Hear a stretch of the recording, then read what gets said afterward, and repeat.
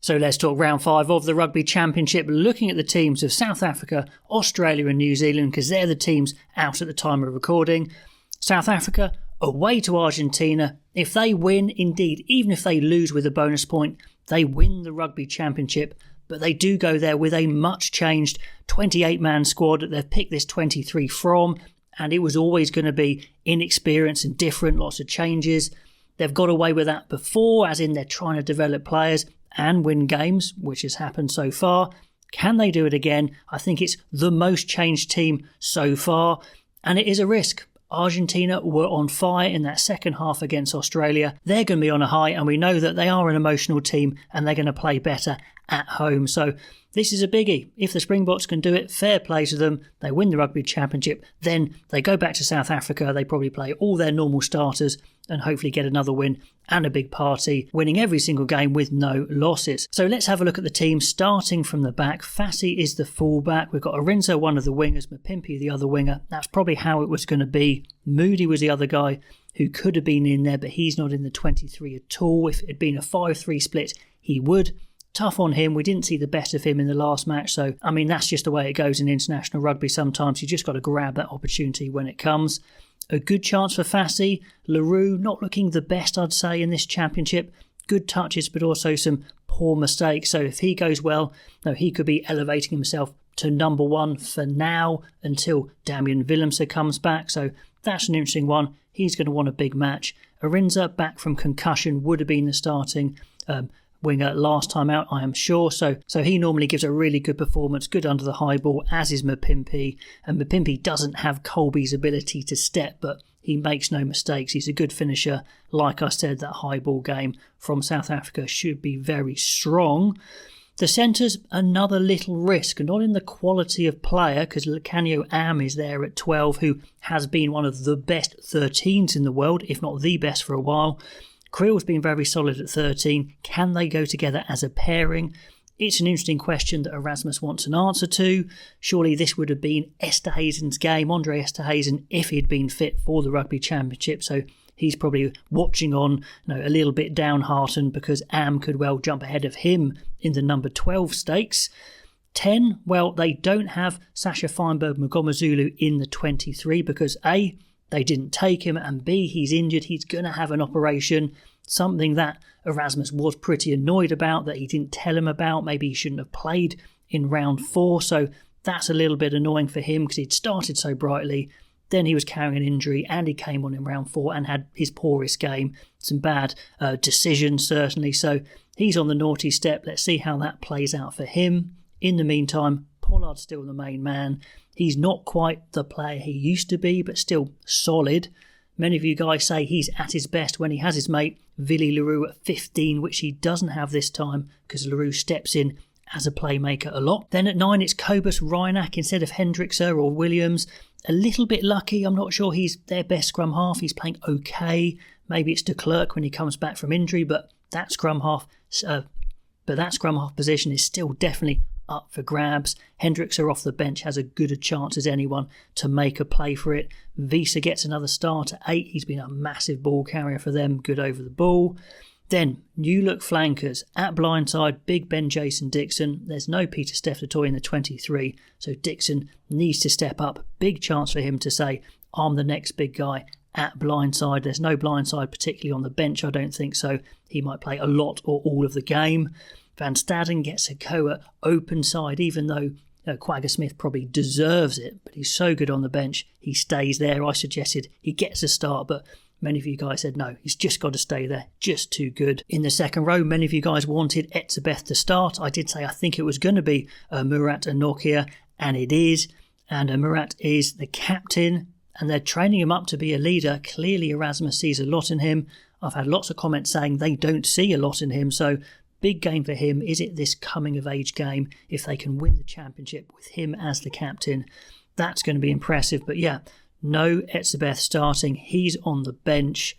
Thomas Totoy finally gets a start. I've been banging on about him for so long. He's been so good for Bath in England.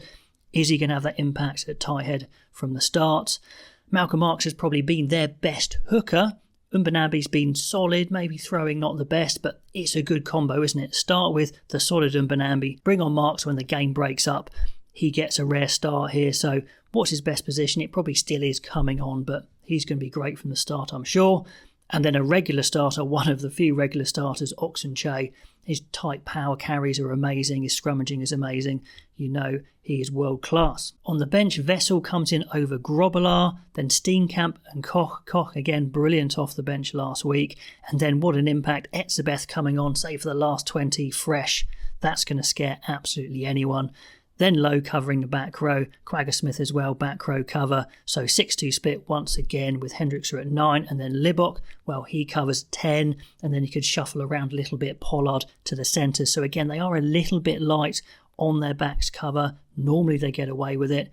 With Feinberg Magomazulu carrying an injury in the bad books, if he comes on with a big performance, that's going to be good for his prospects. Although, of course, kicking is the worry. Plenty of fans of Libbok. His attacking game is amazing.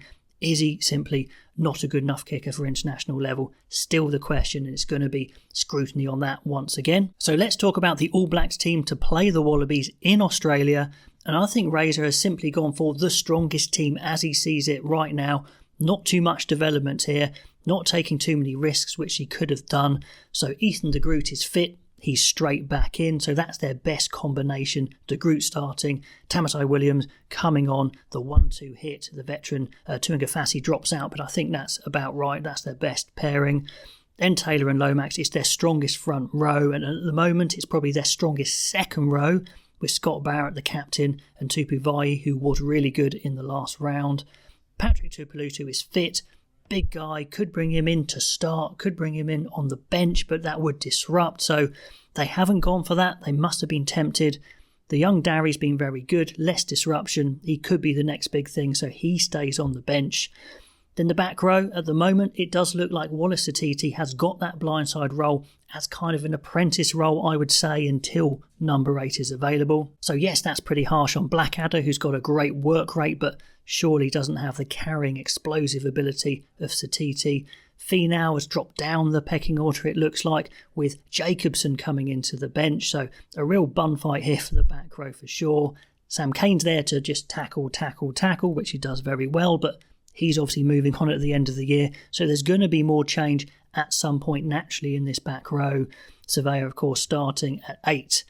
They're keeping with the Chiefs halfbacks, Ratimer and McKenzie, not changing up there. McKenzie, people want to see control. We know he can push the game, he can create. Sometimes he goes too much, he forces it. Can he just sit back in the pocket, control the game, and let the other guys do some of the work? Geordie Barrett's been pretty good, but Rieko Ioane, all eyes on him. He's been given the role again at 13. He's got to be under a bit of pressure. His strongest suit is his running game. We need to see some breaks, I think, for sure. We've got Leonard Brown again on the bench. And on the wings, it's all changed, but I think it's a good change. This is their strongest pairing at the moment. Caleb Clark with the power and fantastic in the air. Will Jordan back to his most effective position on the wing, even though he likes playing fullback. So that's a double high ball threat. Haven't seen the best of Will Jordan in this rugby championship. Will we get it here? So Talaya is out, and then Severis drops to the bench, who is a bit strange. Don't strictly need Severis there because Ioane can cover wing. Geordie Barrett could cover fullback, so they could have gone 6-2 split. So is that a mistake? I don't know, but Bowden Barrett's back at 15, just too good to leave him on the bench, so effective. So he's there at 15, rounding out the team. And then Amua as normal, covering hooker. At tight head, the young Tossie comes in because Newell is out and plenty of people rate him, so that's exciting to see. The rest we've talked about. Is it going to be good enough? Yeah, I think it probably will be. Can they put that big statement win, though, against Australia, put them to the sword and maybe finish the Rugby Championship on a bit of a high? I think this is the team to do it. They're not mucking around, they are going for the jugular. And then finally, the Wallabies team, they're at home. Of course, they came off that absolute thrashing against Argentina. They're going to want to prove a point. In the front row, well, they did really well last week. It was when they went off that all the problems happened. Angus Bell, I thought, was fantastic. Scrummaging was great. Around the park carrying was phenomenal, as was Tupu. Fessler was good with his darts. So good front row. Should they run them a little bit longer? Maybe. They're sticking with Frost and Jeremy Williams. Young Jeremy Williams came in and did some good work on the restart, but still not the best second row I've ever seen. Salakai Lotto's back on the bench, that's good. And they've decided they don't want to go to the overseas players. I'm not sure they have that luxury. Will Skelton has signed till 2028 for La Rochelle in France, so he's going to be abroad for the rest of his career. So if they're going to use him, they're going to have to change their policy. At the moment, they're saying no, sticking to players who are in Australia, because like the hooker, Paenga Amosa, has signed with the Western Force and he's straight back in the team. So shows that they're really going for home-based players, but are they just destined to be an average team if they do that?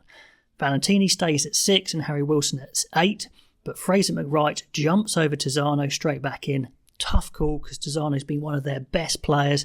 He's not even in the 23. That seems a mistake. An elite operator, it looks like to me, could be a good impact off the bench, so not sure they can afford to leave a player of his quality out. They don't know who their best halfbacks are. They've gone back to the experienced guys of Nick White and Lolosio. I thought Gordon looked pretty good.